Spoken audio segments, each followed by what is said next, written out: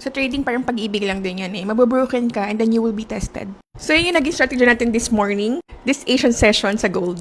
So for this Asian session, napansin natin kahapon na binrake nga itong ating MA200. So itong MA200, kung ito yung nakikita nyo yung kulay blue, ito yung solid line na color blue. Kung mapapansin nyo, medyo mas makapal yan kasi yan yung ating MA200 or moving average 200. So yan yung average na presyo ng 200 candlesticks for 30 minutes na time frame. So kung mapapansin nyo, from yesterday, bumagsak siya and then binrake niya yan. Ayan, binrake niya.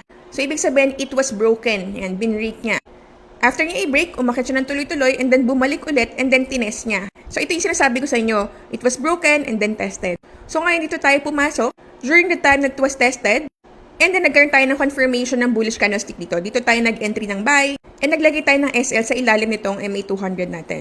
So ngayon for our TP, possible pwede ko ilagay somewhere here dito sa ating resistance from our Bollinger Band dito sa ating R2, which is nasa 40.74. And in total, we will be able to generate a total of 293 pips, which is not bad na rin for this morning, diba? Imagine if you have $200 this morning, you already have 12,319 pesos.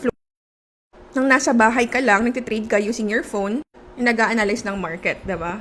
Now, if you want better risk-reward ratio, titingnan natin sa higher time frame. So, pwede tayong tumalon somewhere here sa H4. And napapansin natin, dito sa ating H4, meron tayo ditong resistance. Ito yung resistance natin. And ang pinakamataas na resistance natin would be nasa level ng 40.84. Ayan. So, pwede tayong magtipi rin dito sa area na to para mas maganda ang ating risk-reward ratio and meron tayong at least mga nasa almost 400 pips. Diba? So, hindi ko nahahabaan yung content ko today kasi I have visitor. And meron din kami lakad. Punta kami sa Montalban dahil meron kami inaasikaso doon na i-open namin na business. So, by the way, mag-open kami ng business sa Montalban wherein we will be selling mga poultry feeds. Ayan. So, mga agri-poultry feeds. So, nag-open yung asawa ko doon ng business sa Mount Balagbag. So, kung meron dyan mga taga Montalban, baka gusto nyo kaming dayuhin. So, yun lang guys. Happy trading.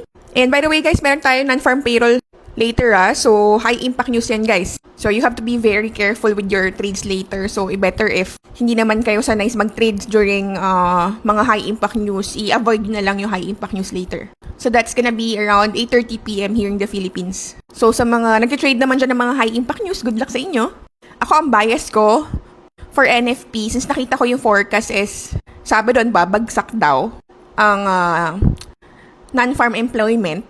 So, that's against US dollar and therefore, that's favorable for gold.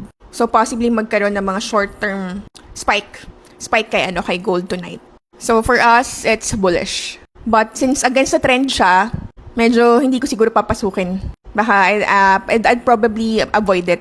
Kasi against siya sa macro trend. Kasi alam niyo naman yung macro trend natin ngayon is very, very bearish. So, yun lang guys. Good luck and God bless.